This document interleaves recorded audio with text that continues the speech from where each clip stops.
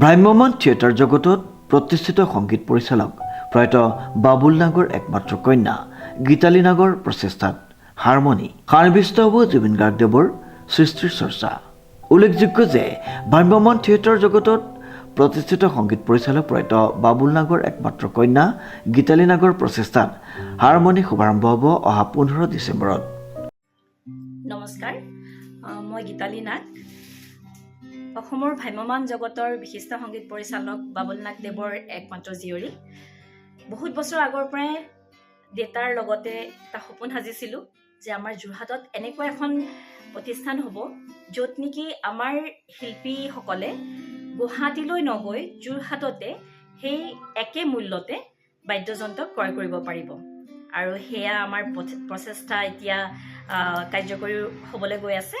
অহা 15 ডিচেম্বৰত আমাৰ হাৰমনি নামৰ মিউজিক প্ৰতিষ্ঠানটো শুভ আৰম্ভণি হ'বলৈ গৈছে, য'ত নেকি অসমৰ সম্পূৰ্ণ থলুৱা বা যিখিনি আৰু আনবিলাক বাদ্যযন্ত্ৰ আছে সেইবিলাকো আপোনালোকে ক্ৰয় কৰিব পাৰিব। আশা কৰোঁ সম্পূৰ্ণ যোৰহাটবাসীয়ে আমাক আশীৰ্বাদ আৰু সহায় সহযোগিতা আগবঢ়াব। ধন্যবাদ। পিতৃৰ আদৰ্শৰে আগবঢ়া আৰু তেখেতৰ দ্বাৰা অনুপ্ৰাণিত হৈ সংগীত চৰ্চাত মনোনিৱেশ কৰি এগৰাকী সুন্দৰ কণ্ঠৰ গৰাকী হ'বলৈ সক্ষম হৈছে গীতালী নাগ। তাৰ লগতে বহু বছৰৰ পৰা মনত পুহি ৰখা এক সপোন হাৰমনি ও বাস্তৱায়িত হোৱাৰ দিশে লোকবাদ্য, পাশ্চাত্য, ক্লাছিকেল আদি বিভিন্ন প্ৰকাৰৰ বাদ্যযন্ত্ৰ সন্নিৱিষ্ট হাৰমনি। শুভাৰম্ভ হ'ব লগা হাৰমনিৰ এই অনুষ্ঠানত যোৰহাটৰ সংগীত জগতৰ লগতে বিভিন্ন ক্ষেত্ৰৰ ব্যক্তিত্ব উপস্থিত থাকিব। উল্লেখযোগ্য যে প্ৰতি শনিবাৰে এই ঠাইতে নপুৰণি প্ৰতিভাৰে জুবিন গাৰ্গদেৱৰ সৃষ্টিৰে চৰ্চা আৰু এক সংগীত জলচা আয়োজন কৰা হ'ব বুলি জানিবলৈ দিয়ে। যোৰহাট নিউ বালিপটৰ শুভম প্লাজাত আয়োজিত হ'ব লগা শুভ অনুষ্ঠানভাগিত যোৰহাটবাসী ৰাইজৰ আশীৰ্বাদ আৰু উপস্থিতি কামনা কৰিছে। তাৰ লগতে আমি যোৰহাটবাসীৰ আশীৰ্বাদ কামনা কৰিছোঁ।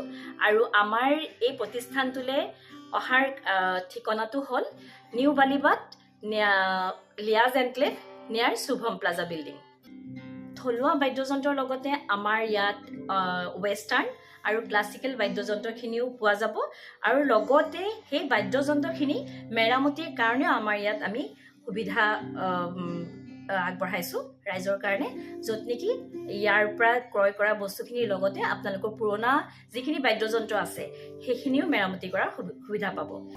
সমীৰয় ৰিপৰ্ট, নিউজ নাও।